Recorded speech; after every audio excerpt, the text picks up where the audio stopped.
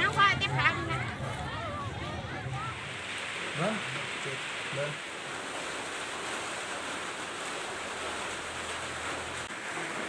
เอาสบายดีทุกคนเนาะมื้อนี้เฮาก็สิมาตาเพชร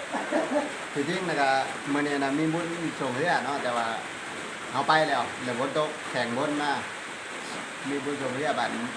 นวิ่งสร้างเนาะแข่งบนมาแล้วก็มาต้มเป็ดอยู่เรือนเนาะ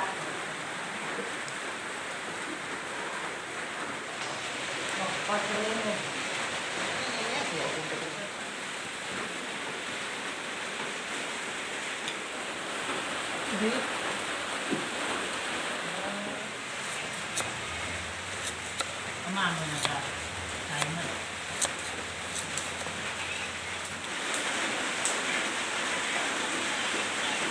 เนาะอันนี้เซฟมืออาชีพในการคั่วเป็ดเฮาจ้างบ่แม่นว่าจ้างดอกหมู่คู่กันนี่แหละเพิ่นเดินทางมาแต่ต่างประเทศพุ่นแหละ มาแต่ฝรั่ง มาแต่ฝรั่งบ่ ฝรั่งอังกฤษ เฮ้ยหน้าตาจะคือคนไทยนะ แล้วฝรั่งต้องยศเนาะ ไทยเนื้อนะ คือว่าไทยได้น่ะ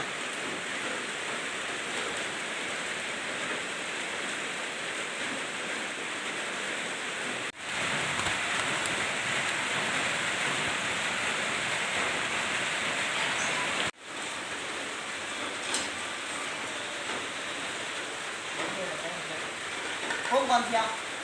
มองเอารถก่อน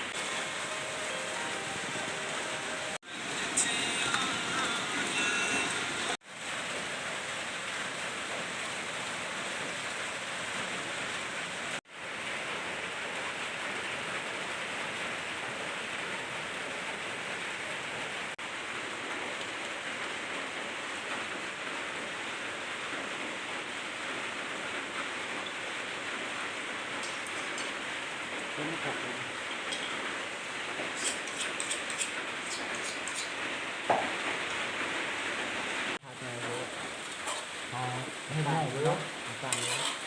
เนาะนี่เราเลยตอนง่ายกว่าเนาะเดี๋ยวง่ายโทษตอนง่ายขาดง่ายขาดเลยไงนี่โตง่ายเนาะ บอสทำเรื่องอะไรนะหลอมเนาะตีเรื่องเงาตรงนี้หลุดเลยเงาก่อนหลอมคือสิถอดพร้อมกันมันก็จ้าง สรุปแล้วมึงเป็นหรือบ่ เป็นเพื่อสิถอดเฉยหนึ่งจานบ้าอ๋อมีเคยเฮ็ดเนาะ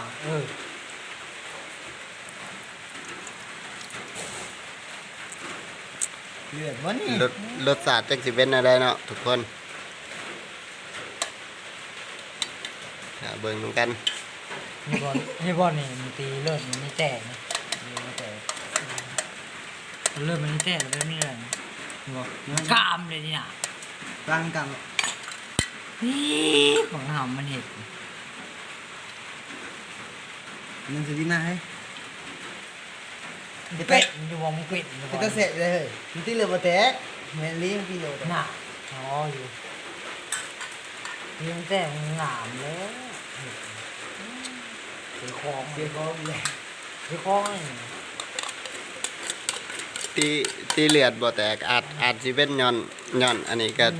เป็นไปได้เนาะ ตาลาย ทุกคน ตาลายนะมันจะเกินนะเราก็ด็อกเตอร์ เป็นน้ำโซดาบอก มันจะเกินนะมันเกินเร็ว เดี๋ยวก็เลยถั่วดินลงไปอืม เนี่ยมันก็อะไรกับหัวตัวเหลี่ยมนี่นะ เกินแค่มัน เลยถั่วดินลงไปถั่วดินก็บ่ได้ถูกเนาะจะเป็น ว่าก็ใส่ตัวดินบ่รู้ว่ากัน ผักเสริมเฮาบ่มีเนาะปกติมันต้องใส่ผักเสริมเนาะ แมวแมน ผักเสริมบ่มีกับหัวจิงไข่ อืม ตอนนี้ก็คือฝนตกอยู่นะ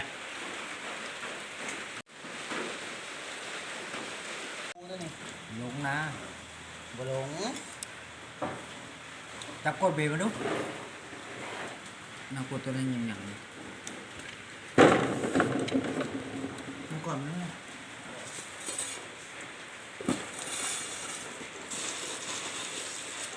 เบิ่ง อัน แล้ววัวปิด เบิ่งล่องเหมือนกันล่องเหมือนกันได้คำหนึ่งได้ กินน้ำเหรอ ล่องก่อนคำหนึ่ง เอ๊ะแบบอยากสาบแบตใช่สาบคือกันไหมเบิ่งเสียวคำนอนที่เขา แล้วนะทุกคน ที่ที่มันมีผักเสริมมัน หามเลยมาดูหาม มันยังมือนะมือไก่กูขี่ลงไป มีลงใส่สิไปไทย จับได้แล้ว ไปไทยอยู่บ่ ไปเอ้ย นั่งไม่ทำนั่ง เนี่ยเขาเยอะเลยเนี่ยเป็นเขาห้องบอกว่าจะไปบุญ เขาเหนียว